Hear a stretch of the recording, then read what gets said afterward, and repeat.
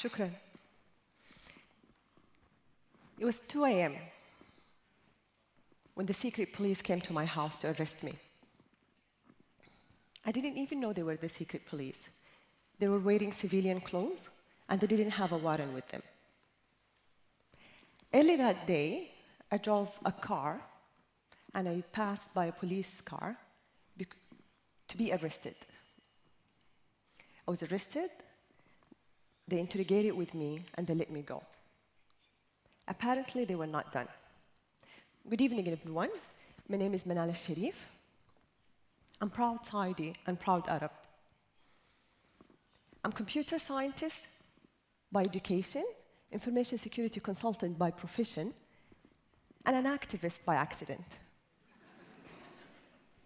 You see, I never set myself to be an activist. No one grows up once telling her mommy, I want to be an activist when I grow up. I was actually a radical Muslim. Music, for me, was haram. I used to burn my brother's CDs in the oven. And I used to cover top to toe because they taught us in schools, me as a woman, to be a good Muslim, I have to cover my face, not use my voice, and even my name in public is shameful. So I was faceless, voiceless, and nameless.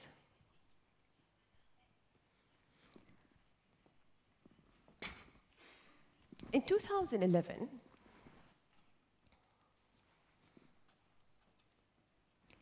I co-founded a movement called Women to Drive.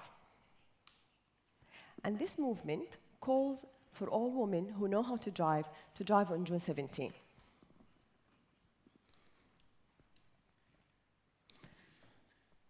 I found that women in Saudi Arabia didn't know the reasons why they couldn't drive. I had a driver license from the US at the age of 30, and I had a car that I paid its installments for 4 years, and I wasn't able to drive it. I was only able to drive it in the gated community where I used to live. One day I was walking back home, and I couldn't find a taxi to take me back home, and I almost got kidnapped in the street. I broke in tears like kids, and I was so angry. And I told my colleague the next day that this is unacceptable. I'm a grown-up woman. I have a car and a driver license, and I cannot drive it. And he told me, do you know that there is no law in Saudi Arabia that ban you from driving it? It was like someone punched me in the face. I looked it up, and he was right. And that what led to the Women to Drive movement. It was Arab Spring, and the youth were using social media, and they call a day of action. Simple idea. Let's do it. I know by now, everyone here knows, thankfully, to Women to Drive movement, that women don't drive in my country. But anyone asked themselves, why women don't drive? Buckle up, I will tell you now. It will be entertaining. There is actually a cleric who said, driving damages your ovaries. And there is a study says that if we allow women to drive in Saudi Arabia, there will be no more virgins in 10 years. Apparently, we drive the car different way than you here. But actually, because we have the guardianship system in my country that doesn't acknowledge me as a woman, as a full citizen, as an adult. I'm considered a minor from the time I'm born to the time I die. And for that, I need a man protection all my life. He takes decisions on my behalf. And that's what we call it the male guardianship in my country. To convince us, they told us, you are a queen, and queens don't drive their cars. So what happens when you have a country with no public transportation, you don't have pedestrian cities, and women don't drive? We have the highest fatalities on the roads in the world. #1 cause of death in Saudi Arabia is car accidents. We bring all these millions of drivers to drive us around, and they don't even speak the language. They've never seen a car in their life. What's worse, children, 9 and 10 years old, drive their mothers' cars because their mothers cannot drive their cars.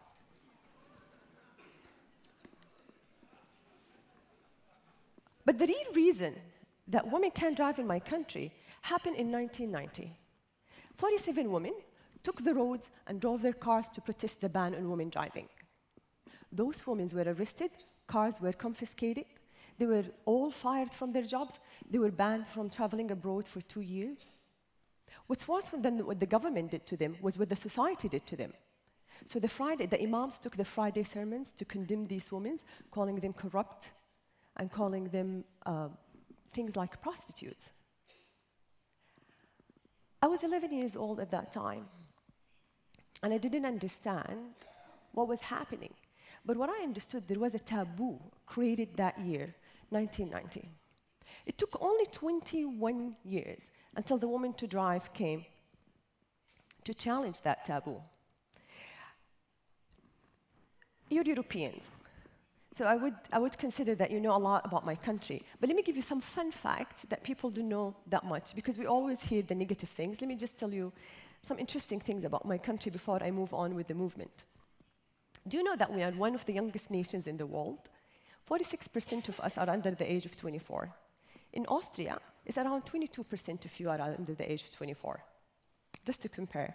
Do you know that we are bigger than Western Europe? 1.33, the size of Western Europe.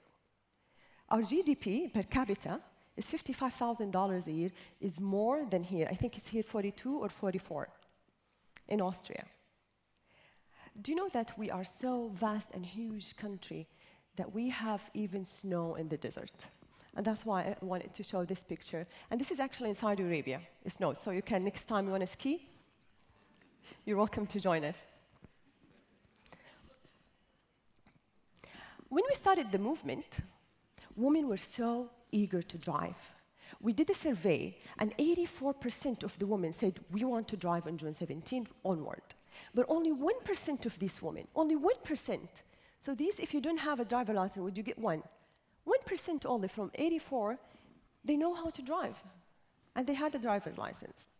So what we did, we started a school to teach girls how to drive, but we did it in the desert. Of course, we were arrested, I had a car accident, but we didn't give up. We continued campaigning, and the problem, our opponents were too afraid, so they started creating all these scary images, saying there will be men wolves in the street that rape you and beat you if you drive.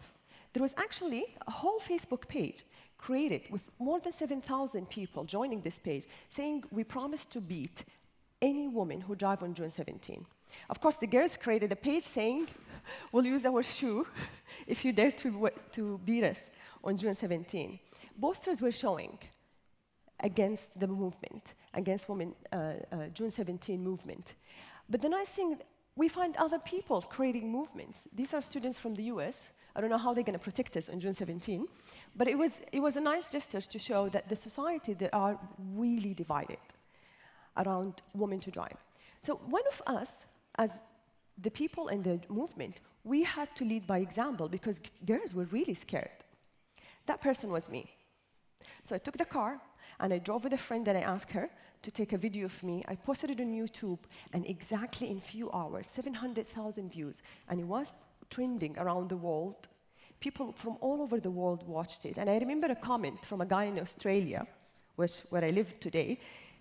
It was in Arabic. I was driving and talking in Arabic, and he was saying, why everyone is watching this video? It's just a woman driving.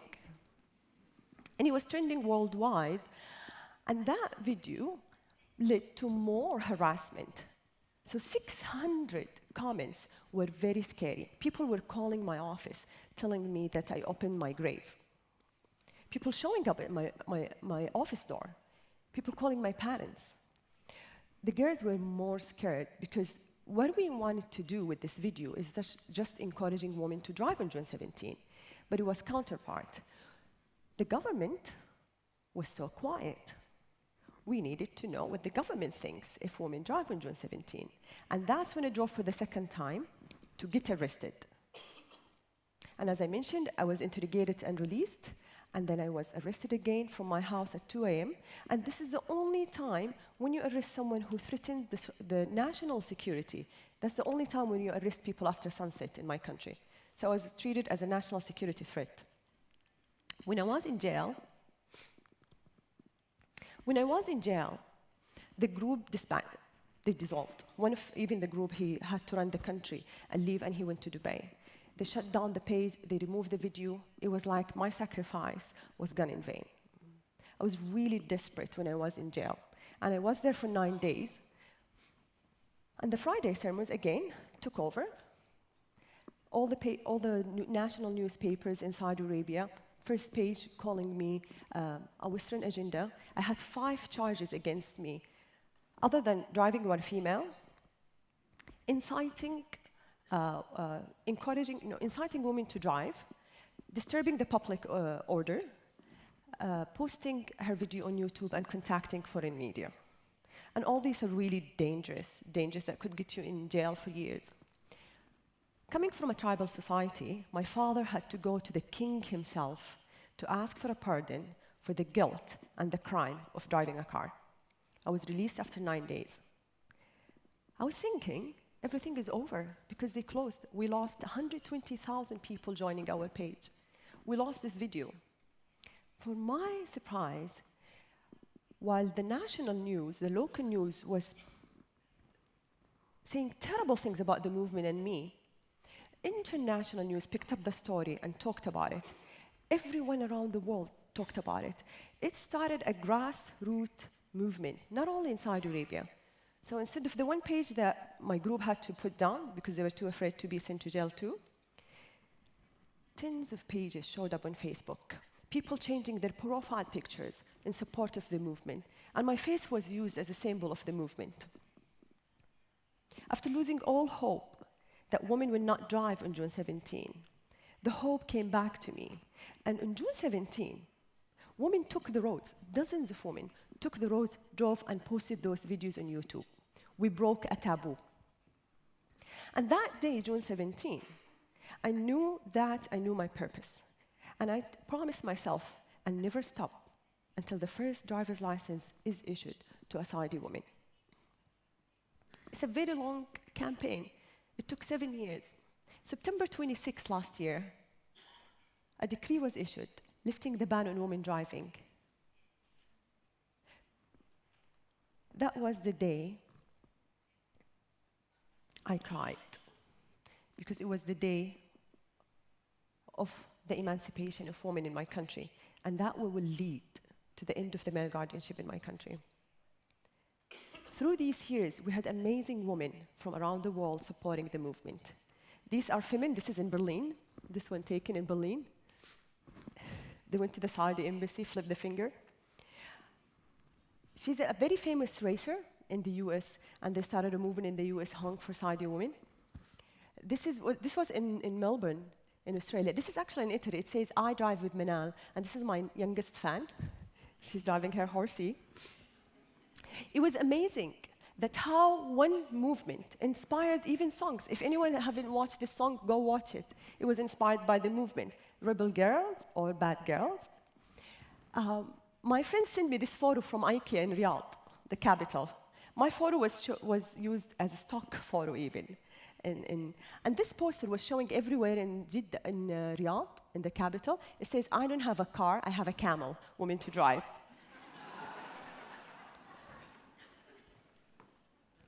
Women around the world talked about it. This is Catherine Ashton, and she called us courageous, the theme of the symposium. Today, women are allowed to drive in my country. We have new leadership in Saudi Arabia. For the first time, we have someone younger than me in the leadership. And the first thing he did, he put the religious police under control. When I was arrested, the one caused me the most grief wasn't the traffic police, was the religious police. They choked us in our everyday life, and he put them under control. And that was the most amazing thing, that we would not be harassed by the religious police when we go out and drive. Women can play sports. They allowed women to play sports finally in my country. The ban on women driving. There is a huge talk now to end the guardianship system.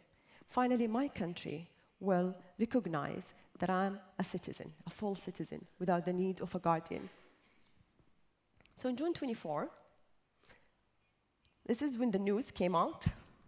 Saudi women can drive, and it was all over the world. Of course, you heard about it here, right? Everyone heard about it? That was a huge day. On June 24, The struggle did not end. We're going to start collecting miles for freedom until we end the male guardianship system in my country. And on that day, I'm going back home to my country, and I'm going to drive my car with my son on the same streets where I drove when I got arrested.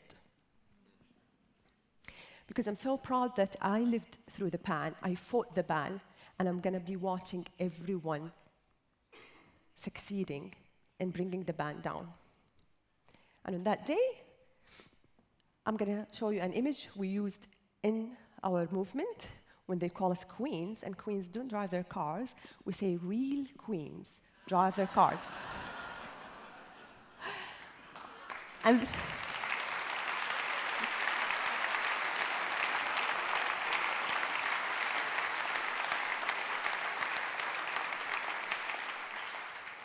for me, the rain begins with a single drop. Thank you, everyone. Thank you.